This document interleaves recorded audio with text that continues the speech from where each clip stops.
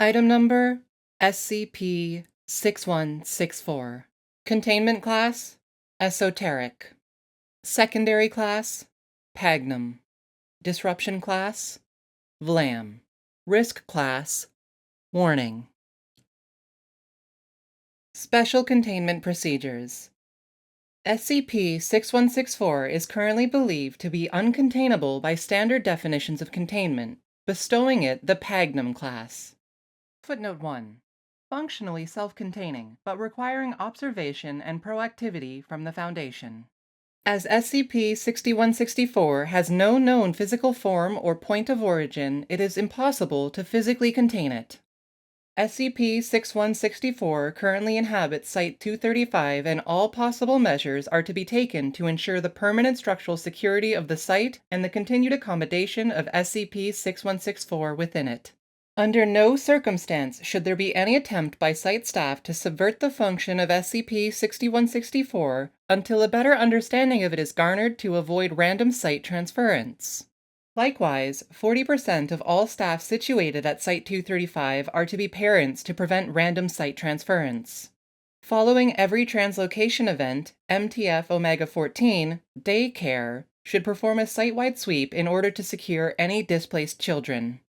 Description: SCP-6164 is a seemingly omnipresent phenomenon represented by a voice in the form of a "Bring Your Child to Work Day" announcement. During a certain interval of the day, footnote 2, observed to be usually between 12 a.m. and 3:30 p.m. local time, SCP-6164 will send out a site-wide announcement through the site's PA system. Footnote 3. The announcement will be broadcast telepathically if no PA/intercom system is present, announcing that a fixed day or date in the near future will be Bring Your Child to Work Day. Upon said date, at approximately 9 a.m., one child of all employees present will be teleported to a location on site. Footnote 4. Hereby referred to as a translocation event. D-Class and civilian/Level 0 personnel do not seem to be affected by this phenomenon. It is believed that SCP-6164 can displace individuals by any range within the site's parameters. SCP-6164 will go into a state of inactivity following a translocation event, although it is capable of transferring sites if subverted. SCP-6164 will make no further broadcasts during its hibernation period, which varies between 3 weeks to 5 months. SCP-6164 exclusively occupies one site at a time, although the particular site may change under certain circumstances. SCP-6164 operates under a specific modus operandi that remains to be completely understood. Testing to find the extent of its procedure is virtually impossible. Footnote 5. We should strive to take some objectivity in these articles. I am changing this to say what it means. Researcher Hart. Disallowed, but it is known, within the small sample size of data, that site transference occurs by decommissioning the site it resides at, ergo, destruction of the site it resides at, attempts to minimize its damage by producing a site specifically intended for housing it. Footnote 6. See Addendum 6164-1B. Upon site transference, SCP-6164 will be linked to the chosen site and its lineage. This connection can be broken by opposing or subverting its effects, upon which it will transfer to a random site. SCP-6164 Discovery Notes. SCP-6164 first manifested on May 25, 2015, 1:45 p.m. at a site planned to be decommissioned in less than a year. Due to the auditory nature of the SCP objects on site, there was no PA system present for SCP-6164 to manifest through. Every sapient individual present reported hearing a voice in their head announcing, "Reminder! This Saturday is Bring Your Child to Work Day." Researcher Julie Hart and Dr. Iraj Pillai requested that a Code Amber lockdown be initiated, but Senior Security Officer Larry Anderson concluded that there was not enough of a cause to declare a containment breach. A full sweep of the site was initiated by on-site security, and nothing was determined to be out of the ordinary. A proposal to research how this phenomenon could apply to the objects situated at site was put forward, which was passed in a matter of 3 days by the prospect of there being a possibly unknown mimetic effect or cognitohazard among them. 2 days after the proposal was passed, on the Saturday that SCP-6164 had announced earlier, 61 children appeared across the site, triggering an automatic C-priority lockdown. Following the report and proposal written by Dr. Hart, MTF Eta-11, Savage Beasts, was thereby dispatched as it was believed the selection effect of SCP-6164 may have been triggered by auditory means. All dislocated children were secured, interviewed if possible, given Class B amnestics, and released to their homes. Nothing of note was gathered from all 33 interviews conducted. The areas of their abduction were investigated by Foundation agents, and all bystanders witnessing the children's translocation were distributed Class B amnestics. Research into this phenomenon became the temporary priority of Site until the next translocation event 2 months later, where it was theorized that this phenomenon was unrelated to the objects housed at the site and was the effect of a yet undiscovered object. Immediately after the second event, Site Director filed a form requesting that the site's decommissioning be expedited at the appeal of researcher Hart. This is the second time these kids, our kids, have been taken by this thing. This is going to start affecting their lives. If this becomes cyclic, someone will eventually post something online or tell someone on the phone that they saw a kid disappear, and then we'll have a media scandal we'll need to run a disinformation campaign about. Oh, and constant amnesticization can't be good for their little brains. Not only that, it's only a matter of time before they get teleported into a chamber and decide to start touching stuff. You know how kids are. Hell, God forbid one of them gets put in front of Julie Hart, researcher, Site Addendum 6164-1. Before another translocation event could occur, the redistribution of SCP objects to appropriate sites and the decommissioning of Site began. Following the successful and succinct deconstruction of Site, the construction of a successor site denoted as Site 113 was started, and no further anomalous announcements were made. Details of SCP-6164's hibernation period were not yet known, and it was deemed neutralized. Construction of Site 113 was completed on October 2, 2015. On the first workday, which was intended to be an introductory briefing session regarding the purpose of the site, the PA system activated at 3:17 p.m. and an SCP-6164 announcement was transmitted. The following is an audio log of the announcement. Site Director Adams. And that's why we as a team, no, we as a foundation need to stick together. I know the things we're going to be dealing with aren't Keter-level threats or some world-ending anomalies, but it is still our duty here as a family to, say it with me, secure,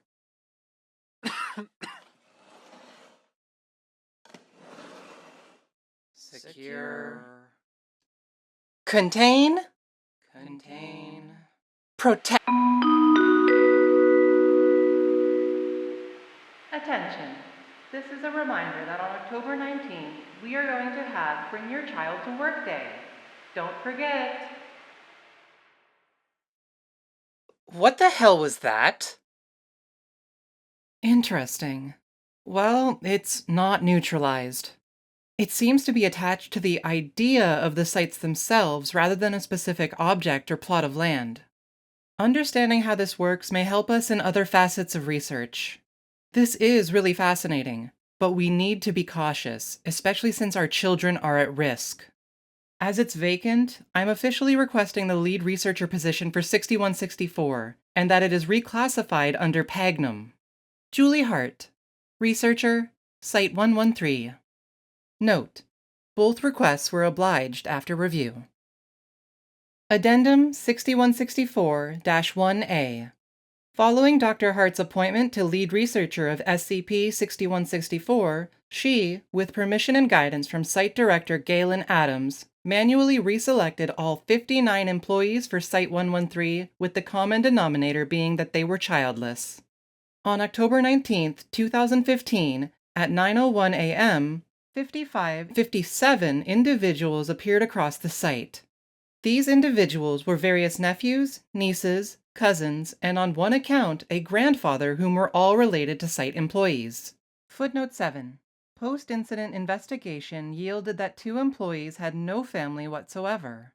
Initially, on-site security secured 53 of all of the displaced individuals. An 88-year-old man was later found deceased in the site lobby.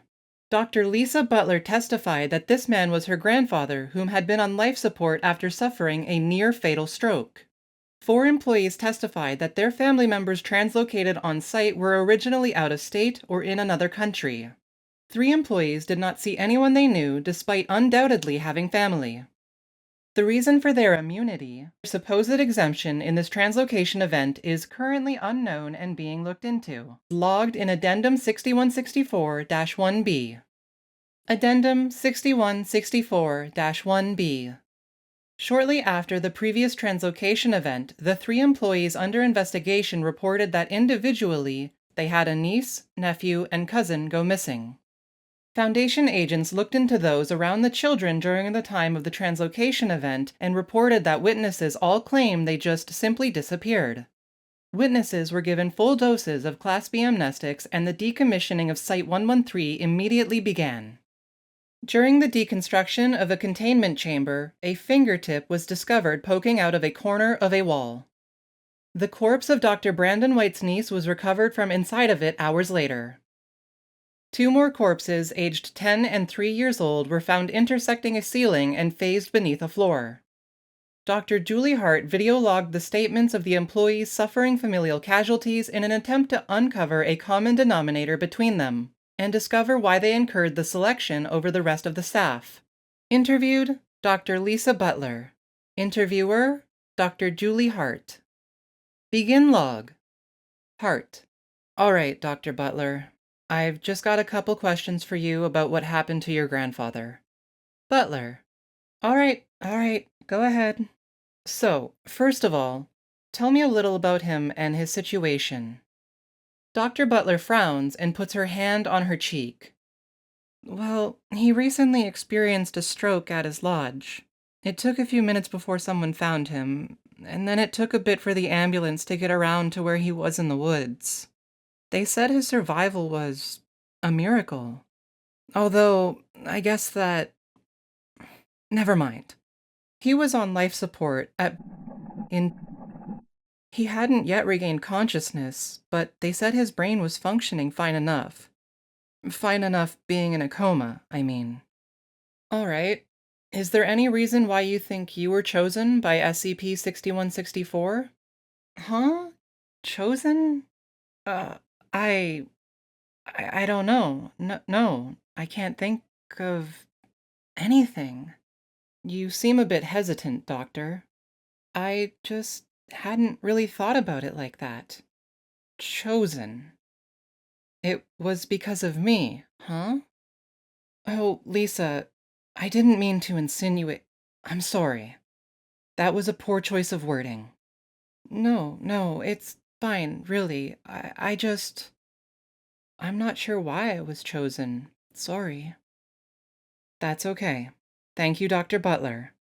How are you dealing with your loss? I'm fine overall. Sorrowful, though, to an extent. But I'll be okay. All right, if you're sure. Thank you for your time. End log.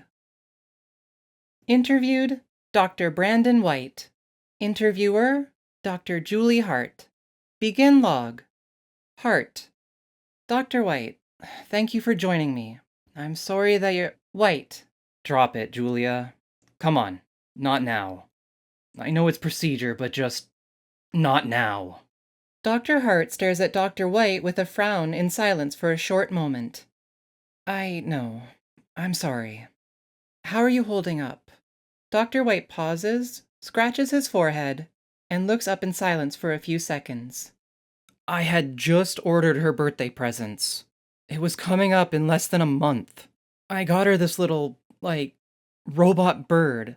It wasn't really advanced, but it interacted with you and is supposed to respond if you talk to it. Mimicry and its own lines. She was really interested in STEM. She believed that, Uncle Brandon was working as a chemist for a sleep company. She wanted to be an engineer. And now, Whether or not everyone acknowledges it, it's my fault. If I weren't here, she'd be... Dr. White checks his watch. She'd be at school right now. Brandon, I don't know what to say. I can't imagine what you're going through. I know you were against being on site with this thing. How old was she? 9. Well, 10, really. I'm sorry. You know we have mental health services. I know. I do need to ask about the skip. Do you have any idea why it might have chosen... why it might have chosen your niece? Dr. White stares at Dr. Hart in silence for 1 minute and 39 seconds. Thank you for your time, Brandon. If you ever need to talk... End log. Closing statement. Following this interview, Dr. White filed a request for temporary leave. Interviewed. Junior Security Officer Winslow Pettis. Interviewer. Dr. Julie Hart. Forward. Officer Pettis's 10-year-old nephew was killed in a translocation event. Begin log. Hart. Hi, Winslow. Thanks for coming in. How are you doing? I'm holding up fine enough, ma'am. How are you? Oh, I'm doing fine as well. Thank you for asking. I wanted to talk to you about your nephew. Yes, ma'am. I assumed. Do you have any idea why your nephew was selected by SCP-6164? I'm not sure. I don't believe he's outwardly done anything to cause this. I know he hasn't. I don't see him very often. I haven't seen him recently. But he's a good kid. He's a real good kid. What's happened isn't a good thing. Not a good thing at all, ma'am. I know. It's terrible. It's terrible for everyone involved. I'm sorry, Mr. Pettis. Let me ask, we don't completely understand the selection process. Is there any reason why it might have chosen you as deserving of punishment? I'm not sure, ma'am. I'm still fairly new here.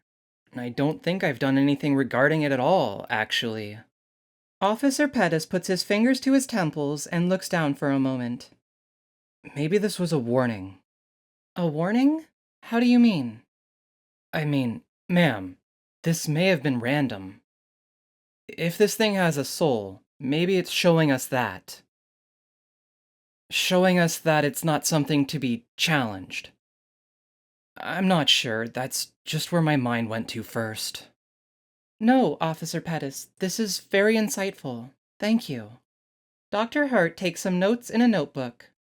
Officer, thank you again. I hope you're okay. Really, I'm sorry this happened. Please remember, we offer mental health services if you think you'll need them. Yes, ma'am. Thank you. I'm glad I could be of assistance. End log. Interviewed, Custodial Head Zachary Law. Interviewer, Dr. Julie Hart. Forward. Mr. Law's 3-year-old cousin was killed in a translocation event. He was sobbing throughout almost the entire interview. Begin log. Dr. Hart is sitting next to Mr. Law, hand on his shoulder. Hart, are you ready? Take your time. Mr. Law wipes his eyes and lets out a huge sigh. Sure. Dr. Hart leans back and looks in her notebook. I've been asking everyone how they're doing, but I'm really sorry, Mr. Law. I don't know what you're going through. I can't imagine it. Mr. Law starts crying again. He was 3, and now he can't even have a funeral. He's in parts. In stone. There's no body. There's only fragments. What the fuck, man? How is this happening to me? This doesn't feel real. And how do I break it to Melissa? Fuck, and Grandpa, he was his little buddy. Dr. Hart wipes her eyes. Zach, I'm so sorry. I have to ask you some questions about why your cousin was selected by 6164. Do you have any reason why he might have... Mr. Law stands up. Man, I barely even fucking know what this thing is. I hadn't even heard of it until today, and the report you gave me was covered in black bars. Why am I even here? I have no idea! Zachary, please, I just need to— Fuck what you need! I need my cousin! I'm sorry, I didn't— I don't know what to do. I don't want this to happen again. I'm trying to help, I'm trying to stop this thing. I'm trying to prevent this from recurring. Please, I didn't want— Dr. Hart puts her head in her hands and starts crying. Mr. Law stares at her for a moment, then sits back down. I'm sorry. I didn't mean to make you cry. My baby cousin is dead, Doc. I'm at a loss.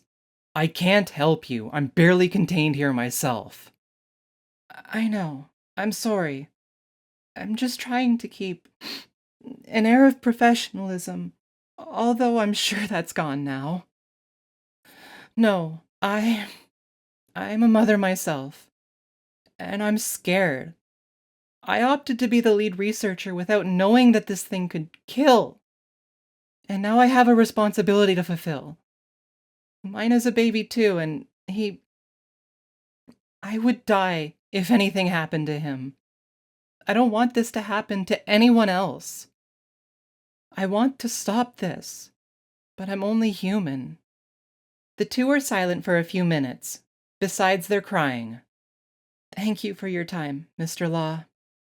Let's finish this. End log. Closing statement. Following this interview, Dr. Hart advised Mr. Law to get a fill of amnestics at the on-site pharmacy. Dr. Hart herself filed a personal order for antidepressants. Jesus.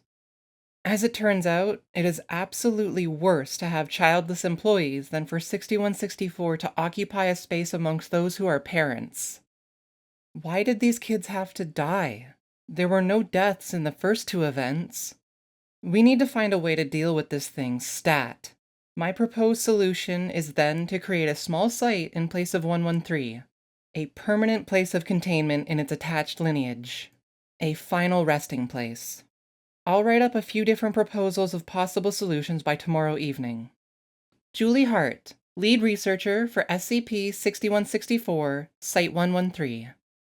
Following the casualties caused by SCP-6164, Researcher Hart, with the recommendation of Regional Security Director Bill Terrold, has requested that a new mobile task force be created to secure all displaced children and other individuals and be permanently stationed at any site SCP-6164 operates at. MTF Omega-14, Daycare, has been established in approval. Proposal 1. Content. Construct a site purposed as a housing facility for the sole objective of containing SCP-6164 without translocation events. Status. Denied. Note: whether or not this will prevent translocation events is unknown. Additionally, we don't want to take away the daily lives of the families. 05-5. Proposal 2. Content. Construct a site purposed as the sole containment facility for SCP-6164. Status.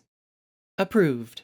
Note: Dr. Hart, we will begin on the execution of this proposal, but we want to remind you that the Foundation's budget has the ability to indulge, but it is not without limit. 05-7. Proposal 3. Content. Construct a site with a minimum of 10 safe objects that won't cause a problem if interacted with. Status. Denied. Note: we cannot have an absolute guarantee regarding the safety of the objects and of the children here. We don't want to voluntarily put 10 anomalies at risk to secure this one. 05-5. Addendum 6164-2. Level 4 access required. Access granted. A third successor site was approved to be constructed as a 14,500 square feet facility meant only for the accommodation of SCP-6164. The site's construction was completed on January 30th, 2016. Upon the first official workday, intended as an observation period, SCP-6164 activated at 1:05 p.m. The following is an 11-second audio clip of its announcement.